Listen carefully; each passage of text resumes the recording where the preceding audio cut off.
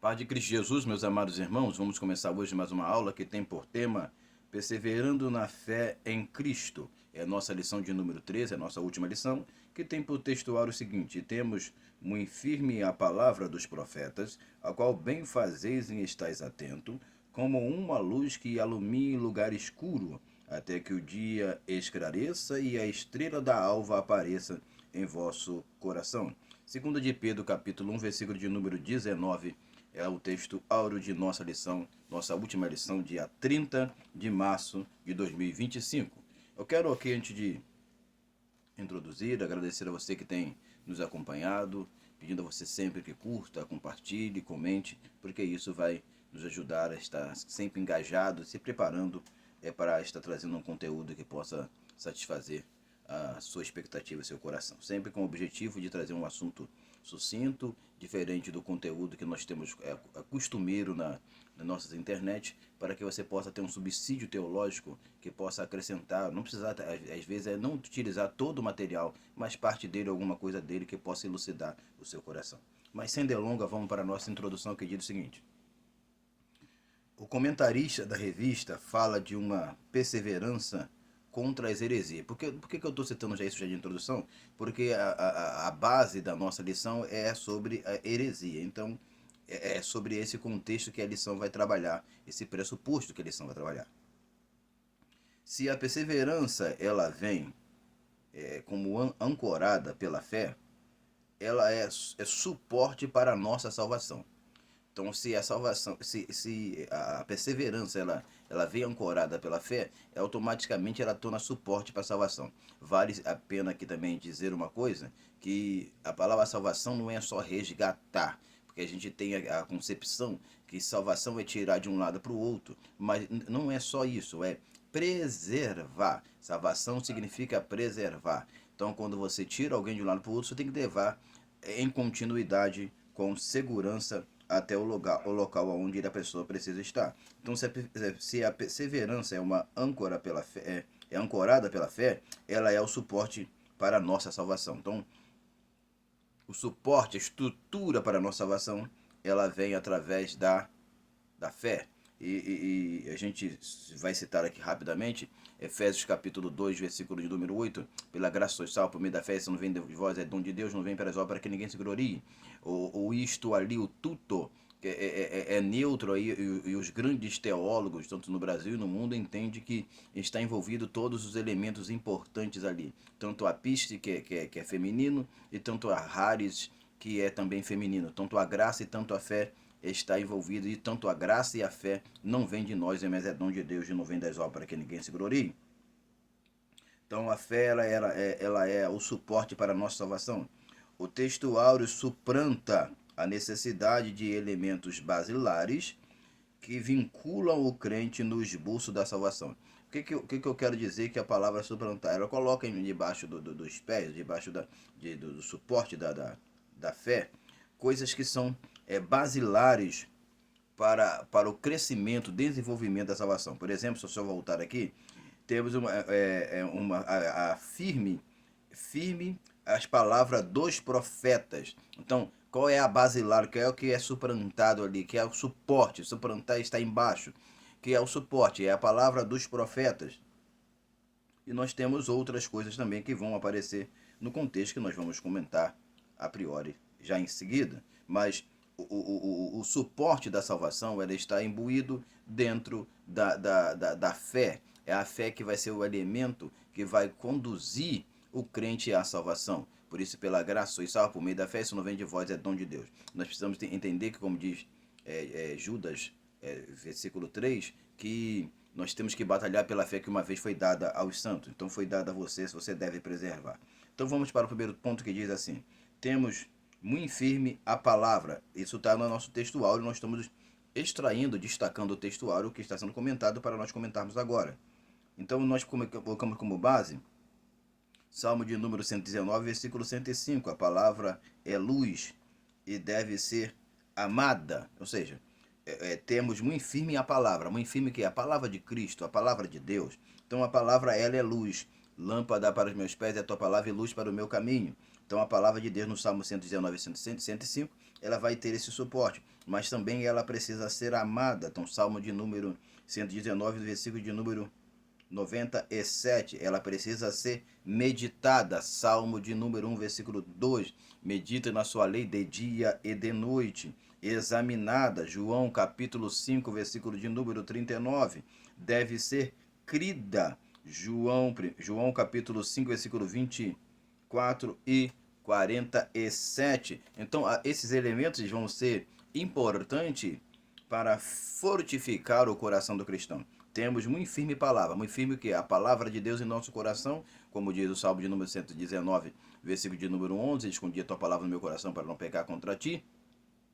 E no versículo 9 vai dizer o seguinte: como conservarás o mancebo, o jovem, seu caminho, observando conforme a tua palavra. Quando a gente vai para Apocalipse capítulo 3, versículo 11, que é mal interpretado a maioria das vezes, a gente vai para o capítulo 3, versículo 11, vai dizer o seguinte, que guarda o que tem, para que ninguém tome a tua coroa. Quando você olha o versículo 8, você olha o versículo 10, quer dizer, como guardaste a palavra da minha paciência, também te guardarei da hora da tentação, que há de vir sobre todo mundo para tentar todos os que habitam sobre a face da terra. Então, a gente precisa ter isso em mente. Então, a manifestação de Deus na vida do homem vem pelo guardar a palavra. A gente já citou Apocalipse capítulo 3, versículo 8 e 10. Nós temos João, Evangelho de João capítulo 14, versículo 21. E aqueles que têm os meus mandamentos e guardam, este é o que me ama, e aquele que me ama será amado do meu Pai, e eu me manifestarei a ele. A Escritura é suficiente. Romanos capítulo 15, versículo de número 5, que vai ressaltar tanto Romanos 15, 5, tanto 1 Coríntios capítulo 4, versículo 6, que a gente não deve ir além do que está escrito, do que está nas escrituras, porque ela é a basilar, ela é a nossa fonte, ela é o elemento essencial para a nossa salvação. Por isso, quando a gente volta ao tema, que é perseverando na fé, na fé em Cristo, essa fé em Cristo ela tem uma estrutura, ela tem um fundamento, é a palavra de Deus. Por isso que o Cristo ele é apresentado no Evangelho de João, no capítulo 1, versículo 1, como o Logos, o Logos de Deus. Porque o Logos ali é traduzido como palavra, mas também é a sua pessoalidade sendo manifesta para nós. Seguindo. Então, as escrituras é suficiente. A gente já citou os versículos. Mesmo quando usa de figura, isso de figura, de linguagem, quando a gente encontra, por exemplo, em 1 Coríntios capítulo 10, versículo 11, ela deve ser o norte da vida do cristão, ou do crente. João capítulo 6, versículo 60 e 8, eu coloquei esse versículo aqui em virtude de que quando Jesus falou para os seus discípulos, vocês quiserem ir embora, vocês podem ir. E eles falou, para onde iremos nós? Só tu tem a palavra de vida eterna. Então, não tem vida eterna, não tem salvação, não tem segurança, não tem nada fora de Deus. Por isso que Salmo vai dizer o seguinte, não tem outro bem além de ti. Deus, Jesus, isso eu estou parafraseando em pessoalidade, são a nossa essencialidade para a salvação. Ok? Então, a palavra de Deus, ela é suficiente e ela conserva o coração. Já citamos o Salmo de número 119, versículo 9. E precisa ser escondida, Salmo de 119, versículo 11. Vamos para o nosso segundo ponto, que diz o seguinte. Os profetas, porque nós estamos baseando dentro do texto áureo, tá? Não se perca, não. Provérbio capítulo 29, versículo 18, vai falar da necessidade de profeta e profecia na igreja atual. Aí a gente tem como base também 1 Coríntios capítulo 14 e versículo de número 1. 1 Coríntios 14, 1. Porque em Provérbio capítulo 29, versículo 18, vai falar que não havendo profecia o povo se corrompe. E em Coríntios vai falar que a gente deve procurar os melhores dons, e principalmente o de profetizar, se parafraseando com o versículo que vai vir a posterior.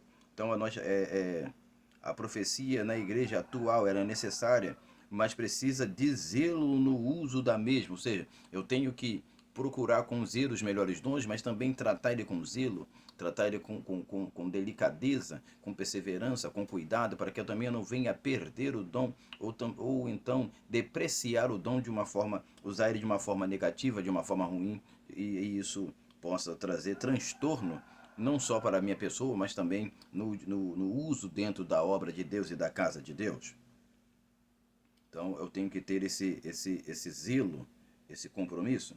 Então o zelo com o uso dos dons. E aí vem a questão de para os homens, nós temos 1 Coríntios capítulo 14, a profecia é para homem, melhor dizendo. 1 Coríntios capítulo 14, versículo 3. Depois você confira lá. E aí qual é a função da profecia? Ela edifica a igreja. Tudo dentro da igreja tem uma finalidade. 1 Coríntios capítulo 14, versículo 26. Aí a gente tem o que é a finalidade dos dons dentro da igreja. Salmo, doutrina, revelação e edificação e consolação. Os dons foram dados para o crescimento e o manter da igreja em funcionamento. Então, por isso que quando você vai para Efésios capítulo 4, versículo de número 12, vai falar que os dons foram dados para preservar os santos, para ajudar na edificação dos santos na igreja. Vamos para o terceiro ponto, que diz assim: ao qual bem fazeis e estáis atento. Lembrando que nós estamos destacando isso do nosso texto áureo. Então nós temos o seguinte, dentro do destaque: medita essas coisas e ocupa-te nela, para que o teu aproveitamento seja manifesto a todos. Deixa eu repetir aqui o texto aqui. Medita essas coisas e ocupa-te nelas, para que o teu aproveitamento, olha só, eu tenho que meditar nessas coisas e ocupar nela. Aquele que ensina, as escrituras diz claramente que tem que se dedicar ao ensino. Se você é um pastor, um líder, você tem que ter essa inteireza na obra de Deus. Contudo, olha o que o texto diz: medita essas coisas e ocupa-te nela, para que o teu aproveitamento seja manifesto, ou seja, primeiro manifestado em sua pessoa. As pessoas precisam ver Cristo em você. As pessoas precisam ver a perseverança, a graça de Deus, a misericórdia de Deus, o temor de Deus, as coisas relevantes de Deus, tudo aquilo que é amável, tudo aquilo que é de boa fama, aquilo que é louvável, que se há algum proveito nisso, as pessoas têm que ver em você. Então, o aproveitamento seja manifesto em você e a todos. Primeiro em você, depois em a todos. Aí a gente tem como base 1 Timóteo capítulo 4, versículo de número 15. Seguindo, observe que a fé e esperança pode produzir. O que elas podem produzir? A fé e a esperança. Aí ela vai fazer o seguinte, abre-se aspas. Cuidando de ti mesmo e da doutrina. Volto a dizer, o que a fé, observe que a fé pode produzir, a fé e a esperança. Ela vai te fazer cuidado de ti mesmo, ou seja, a primeira coisa que eu tenho que fazer é cuidar de mim mesmo, é cuidar da minha vida, a perseverança em Cristo Jesus, a perseverança que está ligada à palavra de Deus. Então, quando você vai para perseverando na fé em Cristo Jesus, é uma fé que vai trazer para a sua vida, vai ancorar para a sua vida o cuidado de si mesmo. Cuide de ti mesmo. Bem-aventurado aquele que tem fé em si mesmo. Então, tudo dentro das Escrituras vincula-se primeiro à preocupação consigo mesmo, com a sua própria pessoa, para poder fazer proveito depois para as outras pessoas. Porque as Escrituras é bem claras em dizer que há pessoas ganhando o mundo inteiro e estão perdendo a sua própria alma. Então, o que adianta você fazer grandes coisas para fora, mas dentro, ancorado dentro de si, você não tem nenhum tipo de crescimento, desenvolvimento, nenhum tipo de prosperidade espiritual que possa se linkar à verdade do Evangelho? Então, o cuidado, cuidado de ti mesmo e da doutrina. Doutrina aqui está falando a palavra doutrina é ensinamento, não está vinculado ao assembleano. Com questão de roupa, não. Tá? Você pode até usar, mas não é isso que a Bíblia está dizendo. Então, primeiro com a doutrina, ele persevera nessas coisas. Eu tenho que fazer o quê? Cuidar de mim mesmo, da doutrina e perseverar nessas coisas. Eu não posso deixar as coisas pararem no meio do caminho. Por isso, quando a gente vai para Efésios capítulo 6, ali a partir do, se me fala a memória, versículo 12, tá ali pelo caminho ali, vai falar que depois de ter feito isso, ficar firme. Ou seja, você tomou todas as armaduras de Deus, está pronto, está preparado, tá ilibado, está condicionado. Agora você tem que se manter firme. Então, persevera nessas coisas, porque fazendo isto te salvarás. Lembra que eu vou fazer uma troca aqui rápida aqui. Salvar, conservar. Então, conservarás. Prestou atenção? Conservar, a palavra salvarás é sozo, é manter seguro. Palavra grega, sozo, manter seguro. Então, eu salvo, mas eu protejo, eu guardo, eu vigio para que aquilo venha manter no mesmo estado em que começou, ou no mesmo estado que eu tirei de um lado para o outro. Quando se fala de cunho de salvação, nós estamos dizendo em questão de manter a fé que uma vez foi dada ao santo, manter a perseverança em Cristo Jesus. Ok? Uma palavra soso, manter, seguro. Essa palavra no grego. Então, okay, então tu salvarás tanto a ti mesmo, preste atenção que a preocupação das Escrituras está sempre imbuída com a sua pessoa. Está sempre imbuída com tratar pessoal seu. Deus primeiro quer tratar de mim pessoalmente, para depois se preocupar com as pessoas de fora. Primeiro eu tenho que tirar a trave do meu olho, para depois querer tirar o cisco do olho do meu irmão. Então a preocupação sempre é pessoal. Tá? Então, tanto de ti mesmo como dos que te ouvem. Nós temos aí, o ouvir aqui, eu botei prestar atenção, botei entre aspas porque é o que significa a palavra. Porque ouvir é você estar atento, estar atencioso, estar ávido para aquilo que você está ouvindo, para que você possa ter um proveito teológico, bíblico para a sua vida. 1 Timóteo capítulo 4, versículo de número 16. Vamos para a nossa conclusão, meus amados. Conclusão que temos é o seguinte: fomos intimados, intimados, tá? Intimados a batalhar por uma fé. Judas 1, 3. Que não vem de nós. Efésios capítulo 2, versículo de número 8. É dom de Deus. O próprio Deus é o autor e consumador dessa fé. Nós temos Hebreus capítulo 12, olha, Hebreus capítulo 12, versículo de número 2. Deus é autor e consumador da fé. Deixa eu só abrir um parênteses aqui, que é as palavras que abrem para o significado de autor e consumador. Autor é arqué e consumador é telos, que é a palavra que significa fim. E ela tem o sentido de consumação. Arqué tem sentido de princípio, de início, como aparece lá em João, Evangelho de João, capítulo 1, versículo 1. Em arqué prostonteon. Arqué quer dizer início, princípio. E telos, que significa... Enfim, então Deus é o início da nossa fé, não é você não. Deus é o início da nossa fé e Ele é o fim da nossa fé. Ele é o autor e consumador de nossa fé. Vamos lá. Ou seja, Ele é o mantenedor, é Ele que mantém. Somos fortificados na fé, Romanos 4:20. Pela fé tiraram força. Eu gosto muito desse versículo. Pela fé tiraram força da fraqueza, Hebreus capítulo 11, versículo 34. E para terminar, a fé que pede e acontece.